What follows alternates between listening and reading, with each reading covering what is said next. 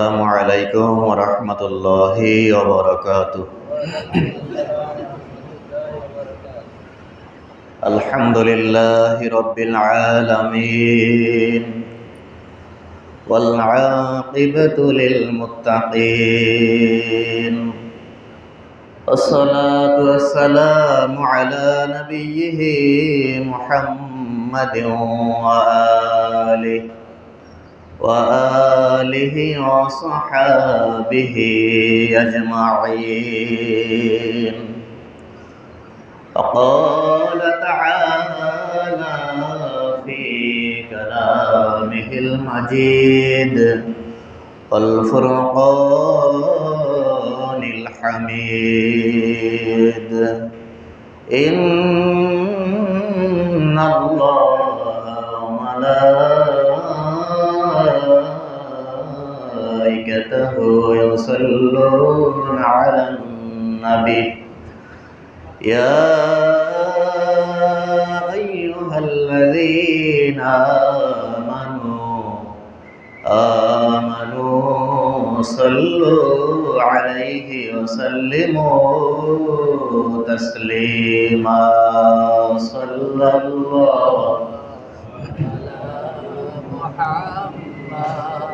صلى الله عليه صلى الله على محمد صلى الله. হাতে পায়ে কড়া বেঁধে নিবে যখন ওই জাহান্নামে, আপনি নবীজি দিবেন বাধা মোদের এই দরুদের ওসিলাতে। সাল্লাল্লাহু আলা মুহাম্মাদ সাল্লাল্লাহু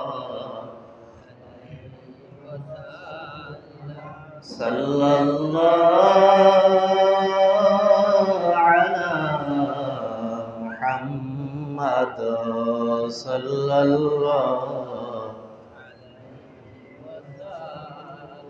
লক্ষ কোটি দরুদ সালাম নবীজি আপনার চরণে।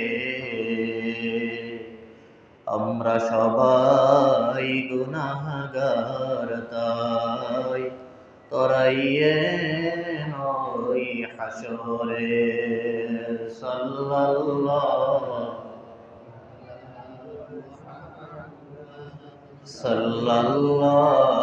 আলাইহি ওয়াসাল্লাম।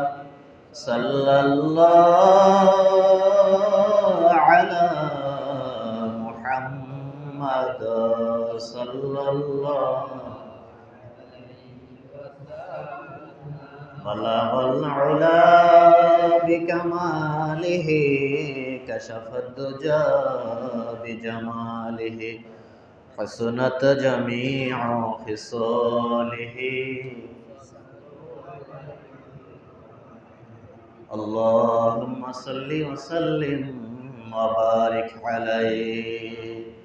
معزز محترم واجب الاحترام جل مجد والاحتشام हज़रात मुरब्बियान आज़म मुसल्लियान किराम, अत्र एलाकार যুবক ভাইয়েরা, দূর ও কাছ থেকে আগত মুসল্লি বৃন্দ, ছোট্ট সোনামণিরা, পর্দার অন্তরাল থেকে যারা আমাদের সাথে যুক্ত রয়েছেন, অতি সম্মানিত মা ও বোনেরা, সকলকে আবার অন্তরের অন্তঃস্থল থেকে আন্তরিক মুবারকবাদ ও ইসলামিক সম্ভাষণ জ্ঞাপন করছি যে মহামনিব হাজারো মানুষের মধ্য থেকে যাচাই এবং বাছাই করে আজকের এই পবিত্র রমাদানুল মুবারকের তৃতীয়তম জুমুয়ার নামাজ আদায় করার লক্ষ্যে আল্লাহ পাক রব্বুল আলামিনের ঘরে আসার এবং বসার তৌফিকটুকুন ভিক্ষা দিলেন, সে মহামনিবকে খুশি করার নিমিত্তে কায়মন বাক্যে সমস্বরে সকলেই একবার কালিমাতুশ শুকুর পাঠ করে নিচ্ছি। আলহামদুলিল্লাহ।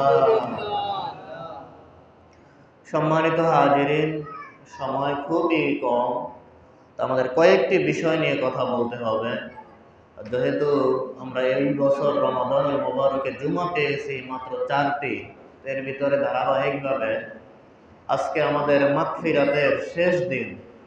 তো সামনে আমাদের লাইলাতুল কদর রয়েছে, ইতিকাফ রয়েছে, তারাবি সংক্রান্ত কথা রয়েছে। তো আমরা আজকে 3টি বিষয় কথা বলবো: তারাবি, লাইলাতুল কদর ও ইতিকাফ। অতি অল্প সময়ের ভিতরে, সংক্ষিপ্ত সময়ের মধ্যে আমরা বিস্তারিত কথা বলতে পারবো না। অতি সংক্ষেপে জাস্ট কিছু সামান্য কথা আপনাদের সম্মুখে তুলে ধরার চেষ্টা করব, যাতে করে আপনারা অল্প কথা এর গুরুত্ব বুঝতে সক্ষম হন। এজন্য আর কোনো ভূমিকা নয়, মূল আলোচনায় চলে যাচ্ছি।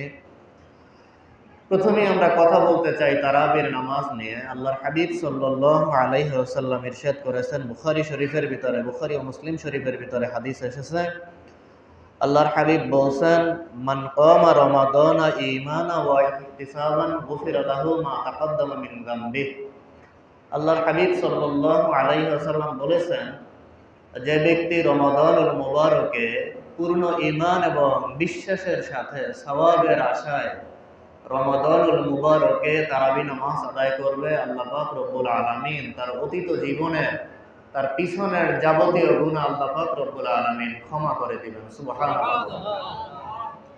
আমাদের মুসল্লিদের ভিতরে, আমাদের মুসলমানদের মধ্যে কতিপয় নামাজি, কতিপয় রোজাদার এমন পাওয়া যায় যে দিনের বেলা রোজা থাকে কিন্তু রাতের বেলা তারাবি নামাজ পড়ে না। আবার এসে মাসালা জিজ্ঞেস করে, সারাদিন রোজা রেখেছে, রাতে তারাবি নামাজ না পড়লে কোনো রোজার ক্ষতি হবে? এরকমের মাসালা জিজ্ঞাসা করে থাকে। আবার কিছু আছে যে একেবারে সামনের কাতারে ইমামের পিছনে দাঁড়িয়ে এরপরে 5 ওয়াক্ত নামাজ পড়বে তাকবীরুল্লাহর সাথে। রোজা আল্লাহর বান্দায় জীবনে কোনোদিন রাখে না, আর রাখবেও না। মনে হয় যেন রোজা রাখলে একেবারে না খেয়ে মারা যাবে।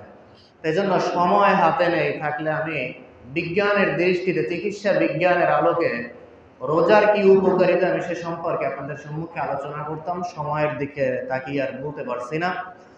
যা হোক হাজিরিন, তো আমরা তারপরেও কেউই আমরা এমন নয় যে আমরা রমাদানুল মুবারকের রোজার ফজিলত, তারাবি নামাজ, ইবাদত বন্দেগীর সম্পর্কে জ্ঞান রাখি না, এমন কেউ নাই। শুধুমাত্র অলসতা, এটা হচ্ছে আমাদের স্বভাব। যা হোক, তো আমরা আল্লাহর হাবিব যেহেতু বলছেন, মান কামা রমাদানা ঈমানান ওয়া ইহতিসাবান গুফিরা লাহু মা তাকাদ্দামা মিন যামবিহি, যে ব্যক্তি পূর্ণ ঈমানের সাথে এবং বিশ্বাসের সাথে সওয়াবের আশায় রমাদানুল মুবারকে তারাবি নামাজ আদায় করবে, আল্লাহ পাক রব্বুল আলামিন তার অতীত জীবনের সকল গুনাহ আল্লাহ মাফ করে দিবেন। এজন্য কোন রোজাদার কি করলো, রোজা রাখলো কিনা, নামাজ আদায় করলো কিনা, আমি ভালো তো জগৎ ভালো। এজন্য আমি ব্যক্তিগতভাবে আমি রোজাও রাখবো একেবারে সঠিক পদ্ধতিতে, আল্লাহকে খুশি করার জন্য, সাথে সাথে আমি তারাবি নামাজ আদায় করে নেব। যে হতে পারে আমাদের জীবনের এই রমাদানই শেষ রমাদান, এই তারাবি নামাজই আমাদের শেষ তারাবি নামাজ। এজন্য পিছনে কি করেছি তা নয়, এই শেষ দশকে আজকের আলোচনার আরো একটি পার্ট হচ্ছে আল্লাহর হাবিবের শেষ দশকের আমল। আল্লাহর হাবিব সাল্লাল্লাহু আলাইহি ওয়াসাল্লাম যখন রমাদানুল মুবারকের শেষ দশক চলে আসতেন, আল্লাহর হাবিব বিগত 20 দিনের তুলনায় আল্লাহর হাবিবের আমলের ধারা আরো বেশি বেড়ে যেত। এজন্য খুব কঠোরভাবে আল্লাহর হাবিব সাল্লাল্লাহু আলাইহি ওয়াসাল্লাম ইবাদত বন্দেগী করতেন এবং অন্যদেরকে, পরিবারের সদস্যদেরকেও নির্দেশ দিতেন, গুরুত্ব আরোপ করতেন। এই জন্য আমরা পিছনে কি করেছি তা নয়, আমরা তারাবি নামাজ আদায় করব। কত রাকাত আদায় করব সে সম্পর্কে একটা কথা রয়েছে। আমি সে সম্পর্কে বিস্তারিত কথা বলতে পারতেছি না, তবে আপনাদের সম্মুখে একটি মাত্র হাদিস আমি শুনিয়ে দিতে চাই। হাদিসটি এসেছে মুসান্নাফ ইবনে আবি শাইবার ভিতরে, বাইহাকি শরীফের ভিতরে হাদিস শরীফখানা আছে। ইন্না রাসূলুল্লাহ সাল্লাল্লাহু আলাইহি ওয়াসাল্লাম কানা ইউসাল্লি ফি রমাদান 20 রাকাতান আল-ঈদ। আল্লাহর হাবিব সাল্লাল্লাহু আলাইহি ওয়াসাল্লাম রমাদানুল মুবারকে 20 রাকাত তারাবি নামাজ আদায় করতেন। সুবহানাল্লাহ। সাথে আল্লাহর হাবিব সাল্লাল্লাহু আলাইহি ওয়াসাল্লাম বিতির নামাজ আদায় করতেন। সময় কম, এজন্য বলতে পারতেছি না। আমাদের একদল ভাইয়েরা আছে অত্যন্ত বিভ্রান্তি ছড়ায়, আমরা বলে থাকেন তারাবি নামাজ 8 রাকাত, অথচ এই কথাটা একটা বিভ্রান্তিকর কথা। যেই জায়গা থেকে এই হাদিসটার দলিল দিয়ে থাকে, হাদিসটি বুখারী শরীফের ভিতরে আছে। আম্মাজান আয়েশা সিদ্দিকা রাদিয়াল্লাহু আনহার কাছে জিজ্ঞেস করা হয়েছিল যে, আম্মাজান, আল্লাহর হাবিব সাল্লাল্লাহু আলাইহি ওয়াসাল্লাম রমাদানুল মুবারক এবং রমাদানুল মুবারকের বাহিরে আল্লাহর হাবিবের রাতের নামাজ কত রাকাত ছিল? আম্মা জান আয়েশা সিদ্দিকা রাদিয়াল্লাহু আনহা বলেছেন যে রাসূল পাক সাল্লাল্লাহু আলাইহি ওয়াসাল্লাম রমাদান এবং রমাদানের বাহিরে রাতে ৮ রাকাতের বেশি নামাজ আদায় করতেন না। সাথে আল্লাহর হাবিব সাল্লাল্লাহু আলাইহি ওয়াসাল্লাম ৩ রাকাত বিতির আদায় করতেন, সর্বমোট ১১ রাকাত নামাজ আদায় করতেন। সুবহানাল্লাহ পড়ুন। তাহলে দেখেন এই হাদিস শরীফটা এসেছে কিতাবুত তাহাজ্জুদ, বাবুত তাহাজ্জুদের মধ্যে, অর্থাৎ তাহাজ্জুদের নামাজের অধ্যায়ের মধ্যে। এখন নাম একটা, আর কেউ যদি এটা কাজে লাগায় আর এক ভাবে, তো এই লোকটা একটা নিঃসন্দেহে বোকা, কিছু বুঝছে কিছু বুঝে নাই। অর্থাৎ নিম হেকিম খত্রে যান, নিম মোল্লা খত্রে ইমান। কোনো ব্যক্তি যদি অর্ধেক ডাক্তারের কাছে যায় তাহলে রোগীর জান চলে যায়, আর কোনো ব্যক্তি যদি অর্ধেক মৌলবীর কাছে যায়, যে কিছু বুঝছে কিছু বুঝে নাই, এমন ব্যক্তির কাছে যদি যায় তাহলে ওই যে ব্যক্তি এরকম অর্ধেক মৌলবীর কাছে যাবে তার ইমান চলে যাবে। যেমনটা বলা হয়েছে একটা জকিরায় কারামত একটা কিতাবের ভিতরে এসেছে যে মরা মুসলি খাওয়া জায়েজ হয়। তো যিনি অর্থ জানেন না, ভাষা জ্ঞান যার নেই, উনি অর্থ করেছেন মরা মানে মরা, মুসলিম মানে মুসল্লি, খাওয়া জায়েজ হয়, তো জায়েজ আছে, খাওয়া জায়েজ আছে। মূলত উর্দু ভাষায় মুসলি শব্দের অর্থ হচ্ছে মাছ। এখানে এই মরা মুসলি খাওয়া জায়েজ হয়, এর অর্থ হচ্ছে মরা মাছ খাওয়া জায়েজ আছে। তো যার ভাষা জ্ঞান নাই, উনি দেখছে আরবিতেও তো মিম সাদ লাম ইয়া মানে মুসল্লি, তো উনি অর্থ করছে যে মরা মুসল্লি খাওয়া জায়েজ আছে। নাউযুবিল্লাহ বলেন।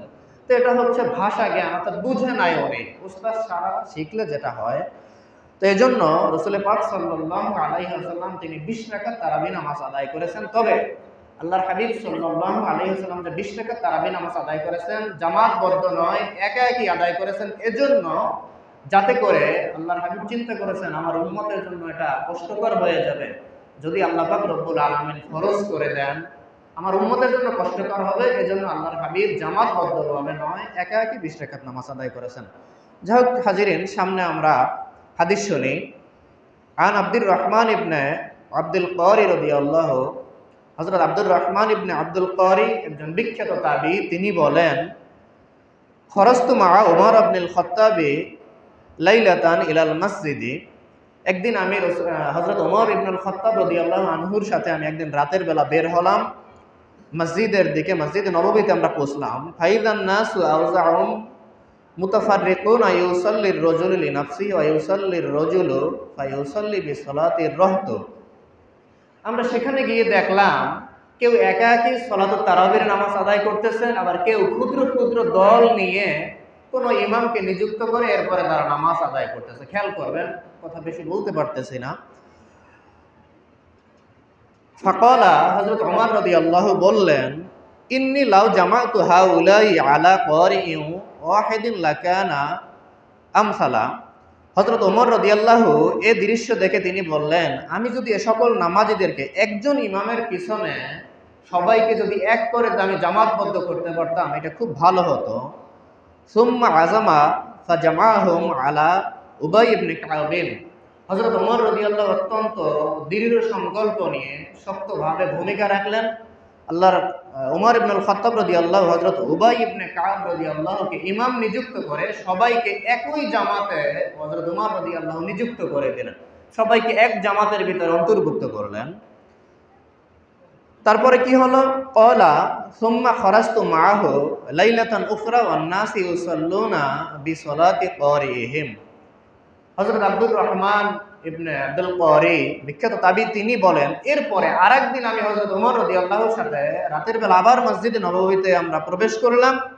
সেখানে গিয়ে দেখলাম ওমর রাদিয়াল্লাহু যে হযরত উবাই ইবনে কাবকে ইমাম নিযুক্ত করে সবাইকে একটা জামাতের ভিতর অন্তর্ভুক্ত করে দিলেন, সবাই সেইভাবেই নামাজ আদায় করতেছে। সুবহানাল্লাহ। ক্বালা, হযরত ওমর রাদিয়াল্লাহু বললেন